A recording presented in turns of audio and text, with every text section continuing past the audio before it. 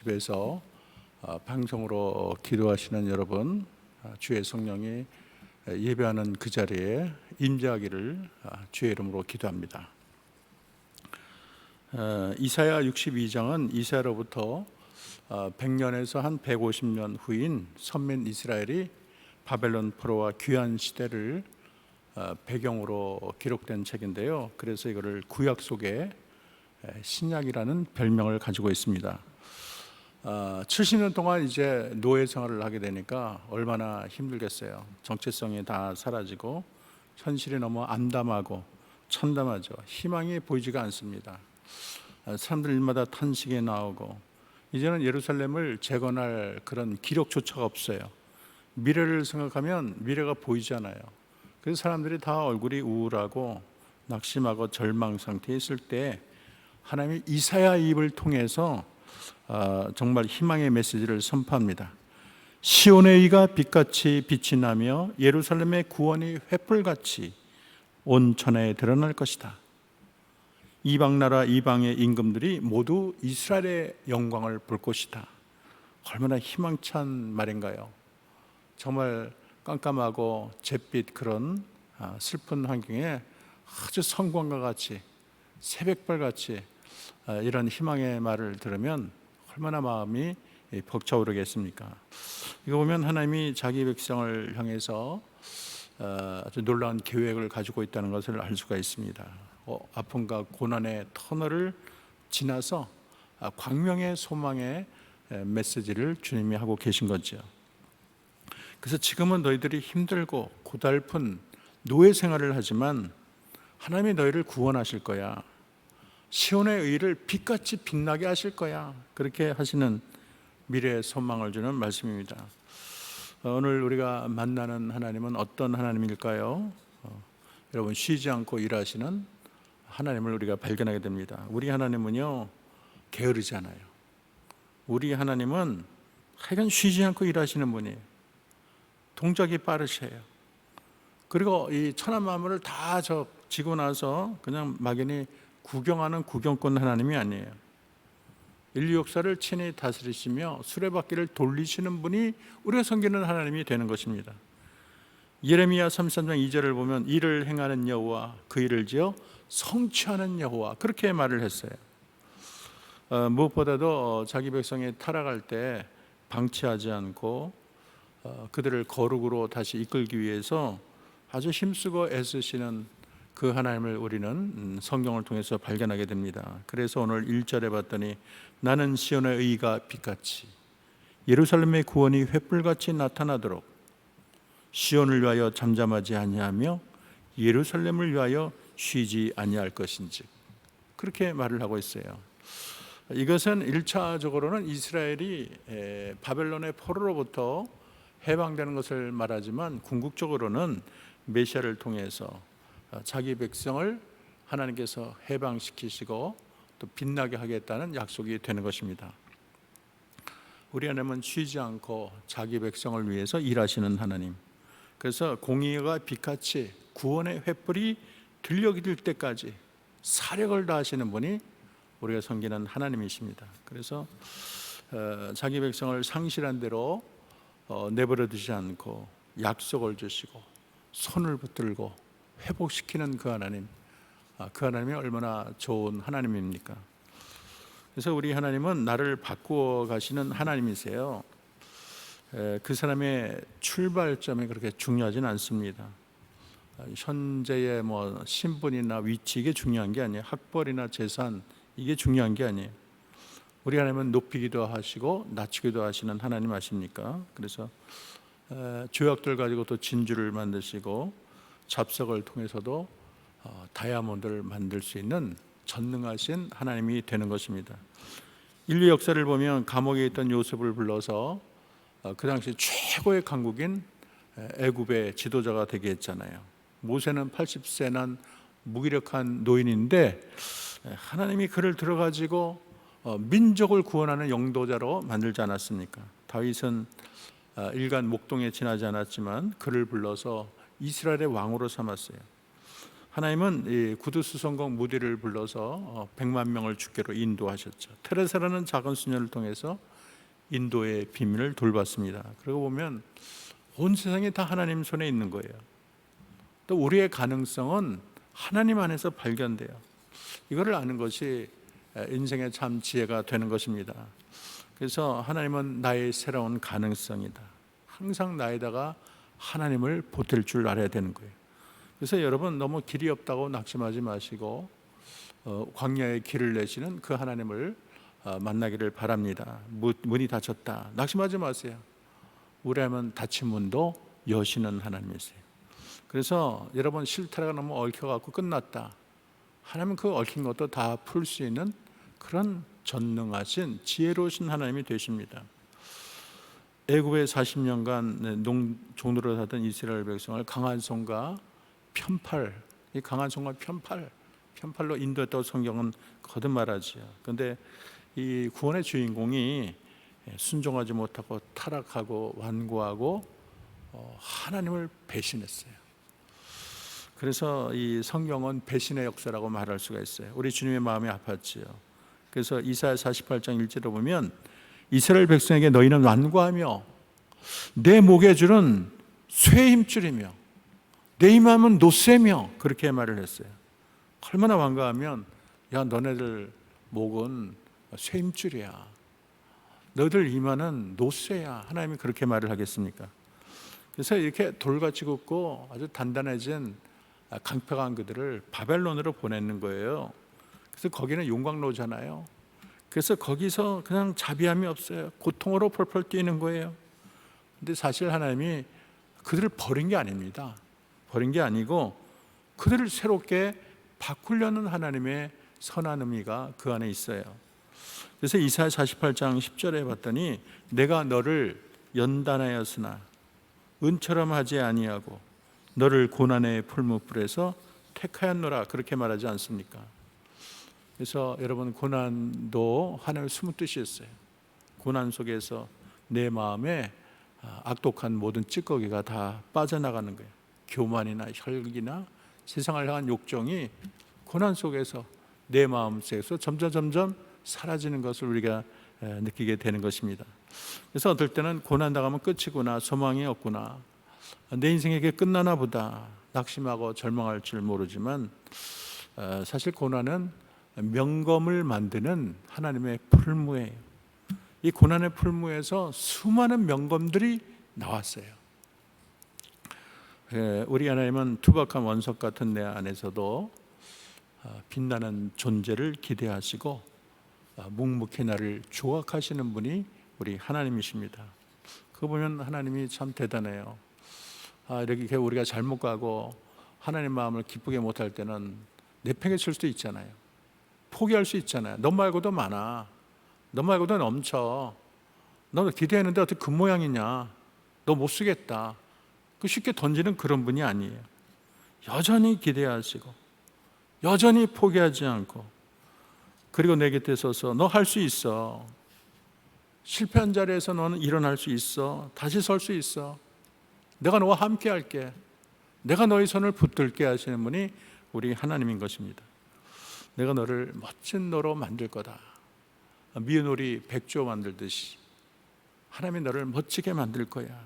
너 너무 낙심하지 마, 좌절하지 마. 너 안에 멋진 인격, 아름다운 사람으로 너는 거듭날 거야. 그래서 우리가 인생에 고독이 찾아올 때가 많죠. 요즘 많이 우울하고 슬프고 고독하고 그러잖아요. 여러분 그럴 때 낙심하고 고개를 떨구지 말고 하나님이 너무 멀리 계신 것 같고 너무 외롭다 그러지 마시고, 하나님이 이제 본격적으로 나를 위해서 일하시는구나, 그렇게 생각하기 바랍니다. 어떻게 하나님이 나를 쓰시라는 것일까? 나를 어떻게 기대하는 것일까? 오히려 우리가 탄성을, 하나님을 기대하며 탄성을 불러야 되는 것입니다.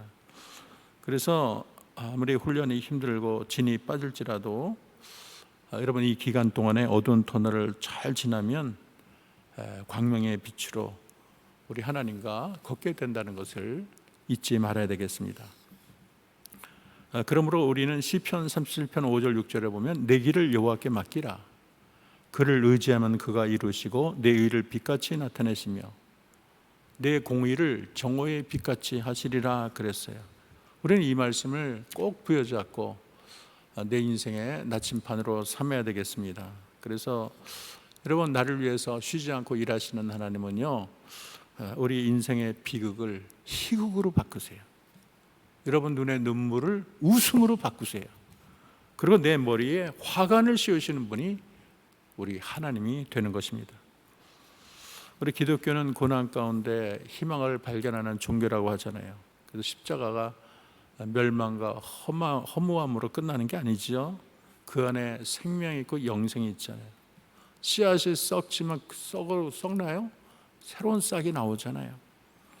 하나님은 십자가 고통을 통해서 천국을 바라보게 하셨습니다. 그래서 아무리 우리에게 닥쳐오는 고난이 눈보라가 될지라도, 차가운 북풍이 나를 힘들게 할지라도, 또 온천지가 얼어붙어도 하나님은 그 고난의 한복판에 희망의 씨앗을 뿌리는 하나님이세요.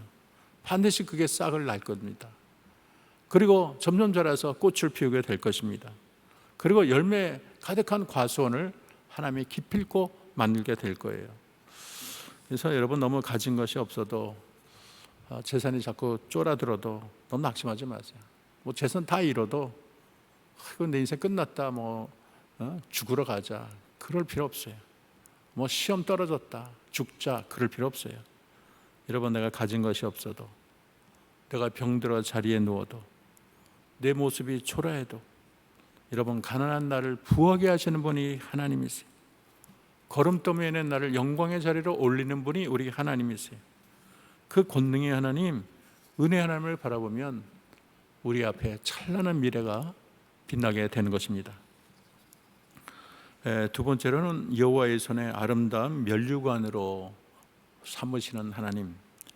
우리는 여호와의 손에 왕관이라고 그랬어요. 여러분, 오늘 이사야 선지자가 참 이렇게 우리가 좀 듣고 싶은 말을 했어요. 뭐냐면, 너는 또 여호와의 손에 아름다운 관, 네 하나님의 손에 왕관이 될 것이라, 그렇게 말을 했어요.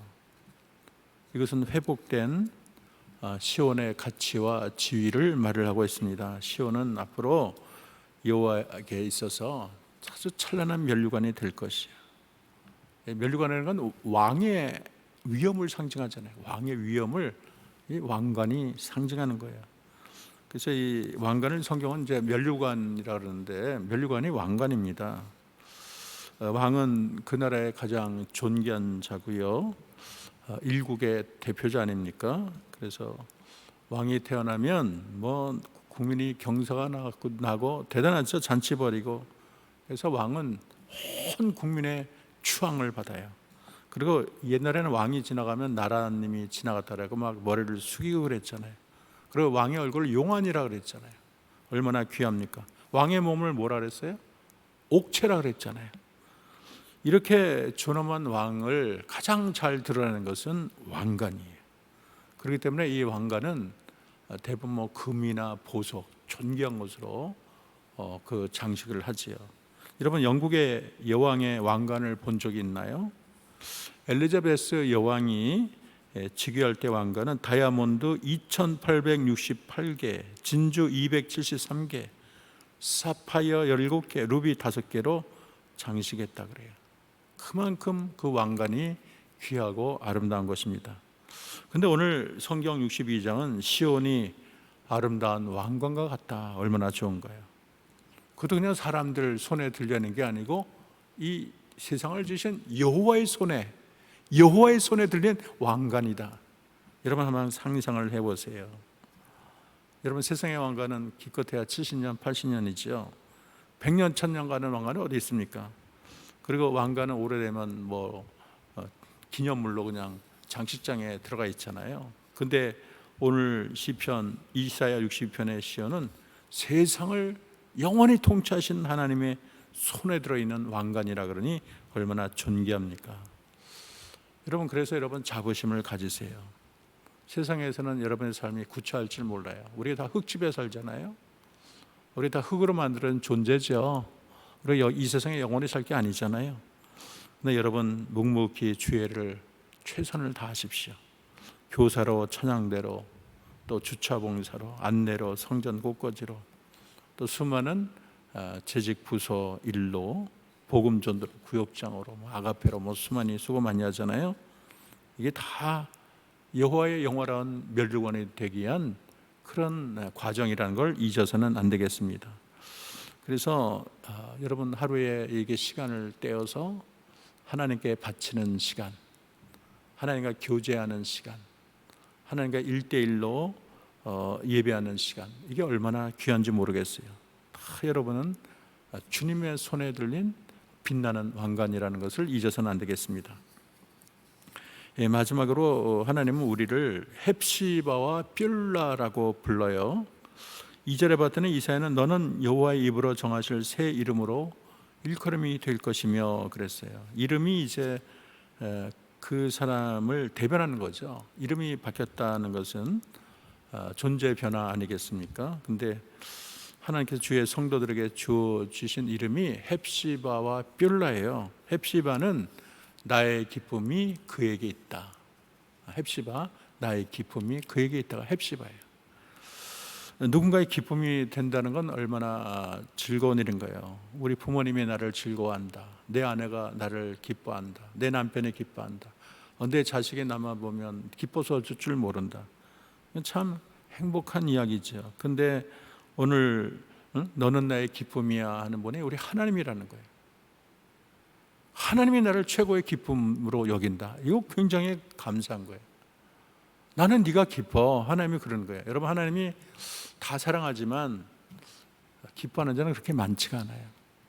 사랑은 다 하죠. 하나님께서 좀 못되게 굴어도 하나님 사랑해요. 그러나 기쁘지는 않아요. 우리 예수님한테 이는 내 사랑하는 아들이요 내 기뻐하는 자라. 사랑하면서 기뻐하는 거 대단한 거예요. 예수님에게 했던 말씀이에요. 근데 이 헵시바라는 게 나의 기쁨이 그에게 있다, 이런 뜻이에요. 하나님이 나를 기뻐한대. 얼마나 좋은 일이에요. 난 너만 보면 기뻐. 입이 벌어져. 내가 막힌 마음이 너만 보면 뻥 뚫어져. 너는 정말 내가 목마르고 가랄 때 시원한 냉수, 얼음 냉수 같아. 하나님이 그러면 너만 보면 내 체증이 다 내려가. 하나님이 그런 칭찬을 하면 얼마나 살맛이 나겠어요. 그리고 우리 주님이 그 복을 자기 백성들에게 약속했습니다. 너는 나의 헵시바다. 나의 기쁨이 되리라. 근데 다시는 너를 버림받은 자라 부르지 않고 나의 기쁨이라는 거예요. 이 버림받지 않고 기쁨이다. 이 버림받다가 이 히브리어로 아주바거든요. 아주바가 헵시바로 바뀌는 거예요. 아주바는 버림받은 자. 너가 옛날에는 아주바였어. 근데 이제는 아주바가 아니야. 이제는 헵시바야. 나의 기쁨이 너에게 있다. 그렇게 말씀하는 것입니다. 여러분, 세상에 우리를 멸시하고 업신여길지 몰라요. 심지어는 내 자신이 나를 업신여길 수도 있어요. 다른 사람 다 존경하는데 내가 나를 너무 그냥 콱콱 눌러. 너 같은 거 살아서 뭐하냐. 빨랑 죽어라. 자기가 자기에게 그렇게 아유 오늘 일어나면 눈 안 뜨면 좋겠다, 뭐 이런 사람도 있잖아요. 너무 이렇게 자존감이 바닥으로 떨어져서 삶에 기쁨이 없어요. 부자인데도 그렇고 유명해도 자존감이 아주 바닥인 사람이 있어요. 삶의 의미를 모르는 사람이 있어요.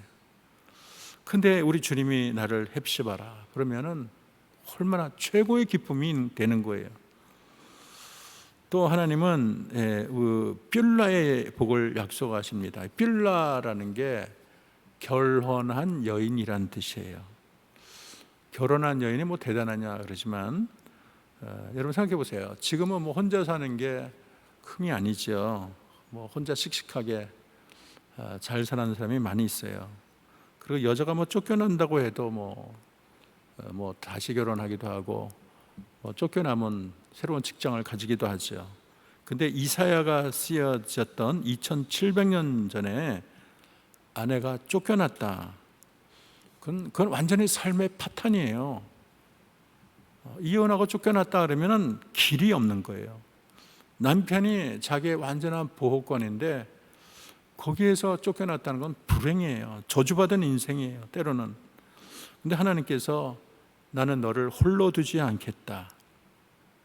내가 너의 남편이 되어 주겠다. 얼마나 감사합니까?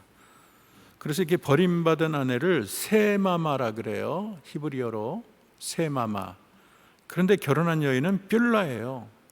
그래서 너희는 세마마가 아니다. 버림받은 여인이 아니고 아내가 아니고 뷸라다. 결혼한 여인이다. 그렇게 말하는 거예요.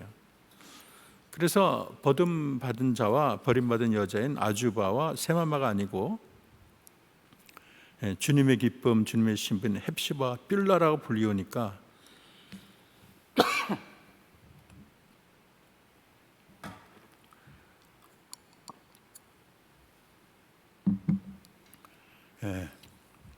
이게 얼마나 귀하고 아름다운 특권입니까?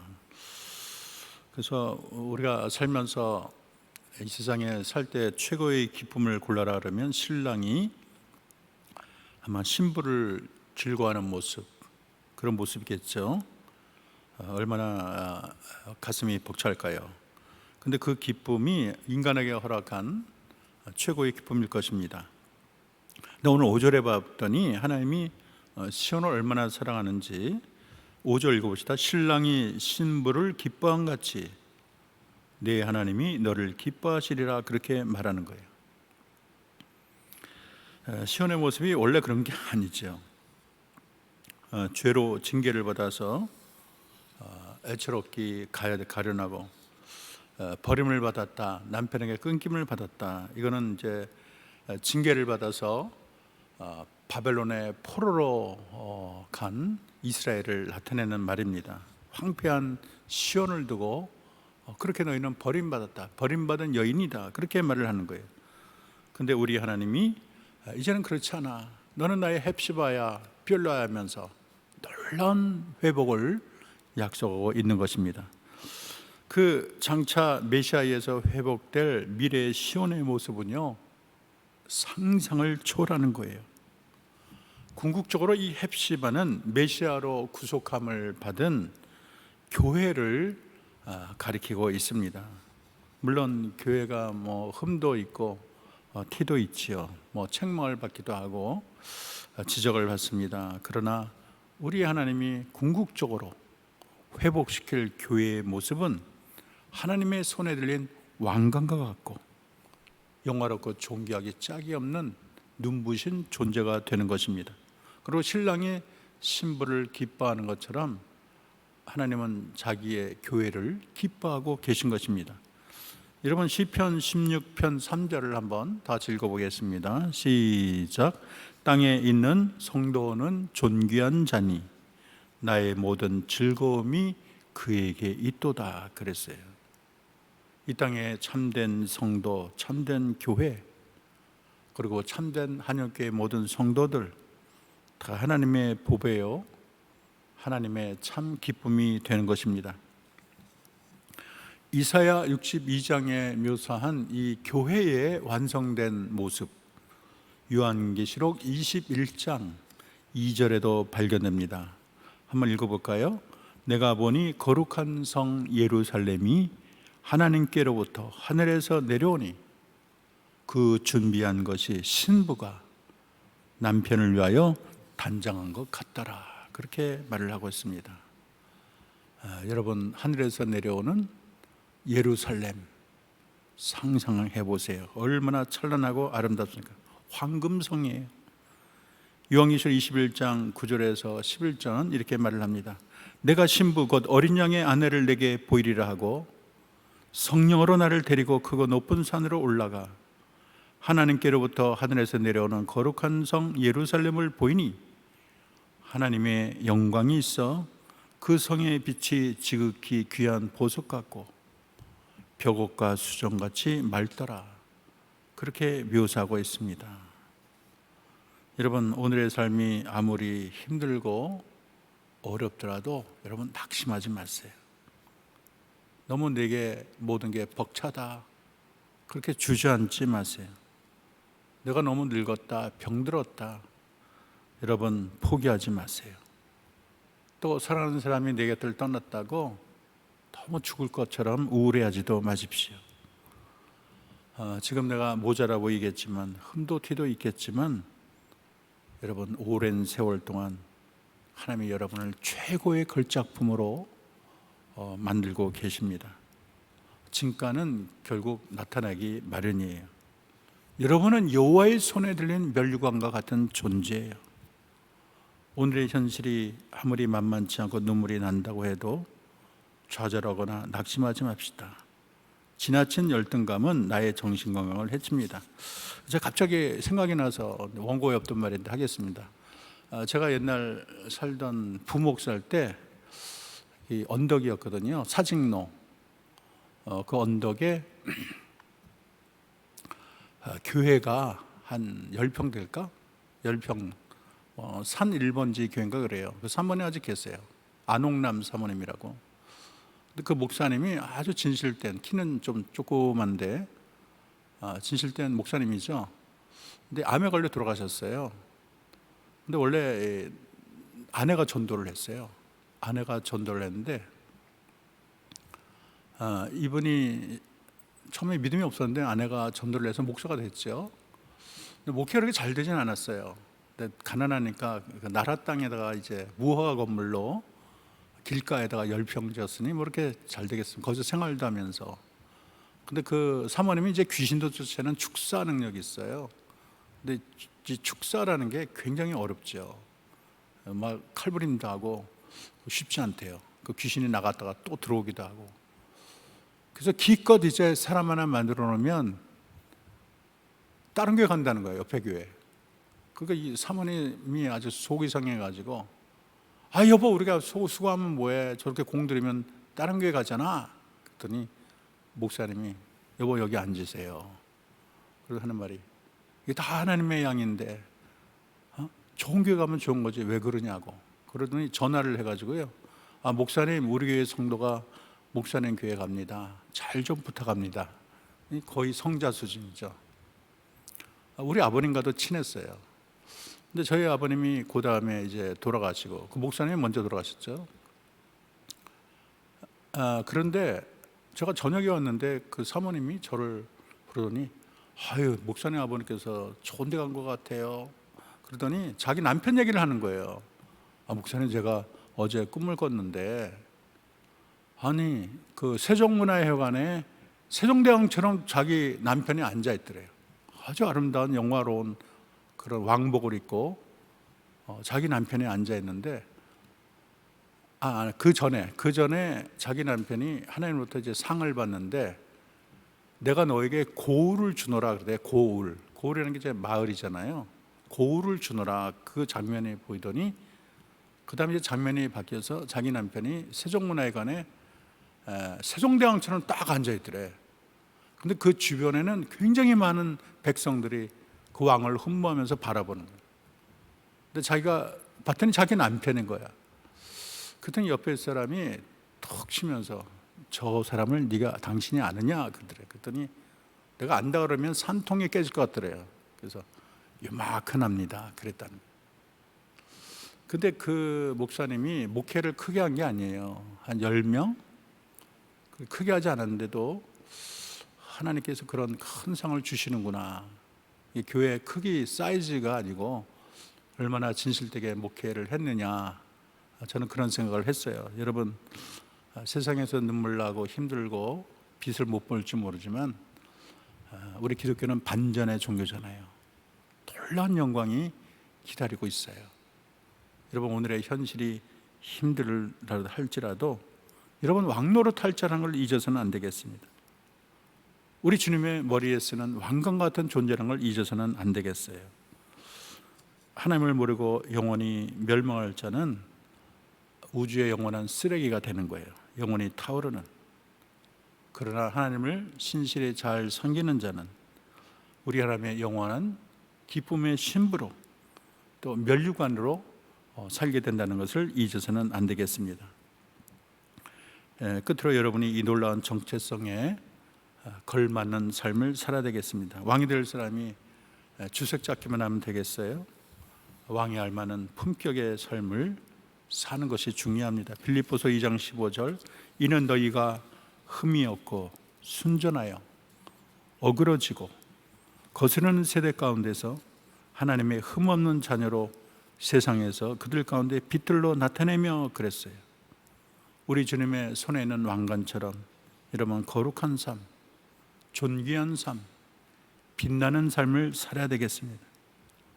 신랑 되신 주님 앞에 순결한 신부로 우리 자신을 하나님께 바쳐야 되겠습니다. 여러분의 삶, 여러분의 가정이, 또 우리 한역교회가, 더 나아가서 우리 대한민국이 우리 하나님 앞에 우리 주님의 손에 든 멸관 같은 존재로 이 세상을 승리하기를 주의 이름으로 축원합니다. 이 시간에 우리 찬양하면서 기도해야 하는 시간을 갖겠습니다. 우리에게 향하신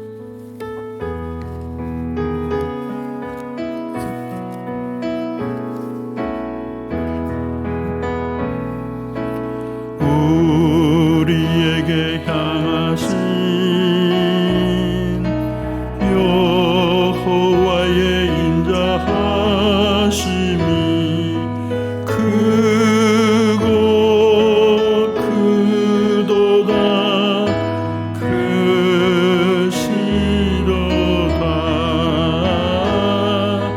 크고 크도다 크시도다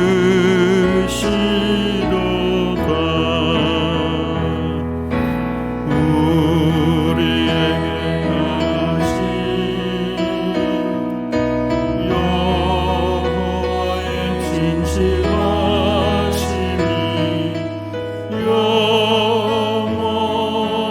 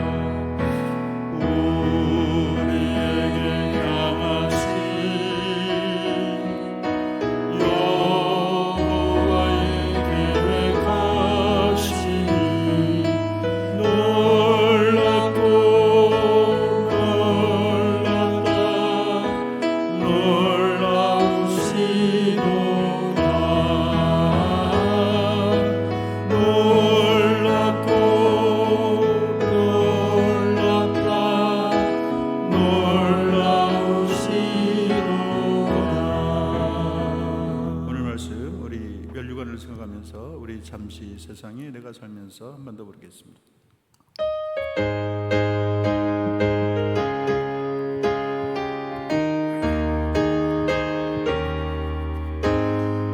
잠시 세상에 내가 살면서 항상 찬송 부르다가 날이 저물어 오라 하시면 영광 중에 나아가리 열린 천국 문 내가 들어가 세상 짐을 내려놓고 빛난 멸류관 받아 쓰고서 주와 함께 이리 살리 눈물 골짜기 더듬으면서 나의 갈 길 다가 후에 주의 품 안에 내가 안기어 영원토록 살리로다 열린 천국 문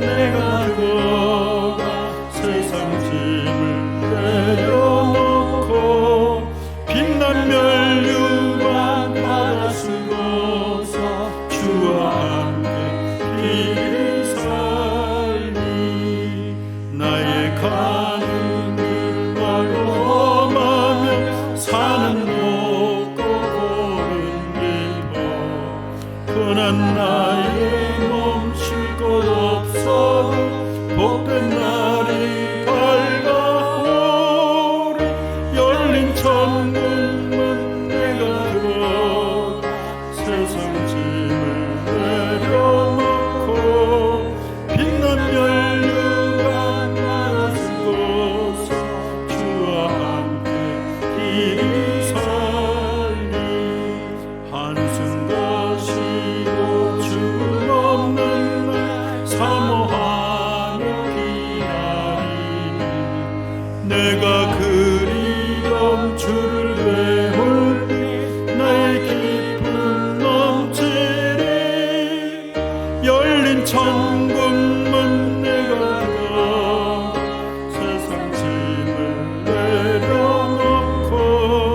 빛난 면류관 받아 쓰고서 주와 함께 길이 살리. 이 시간에 쉬지 않고 일하시는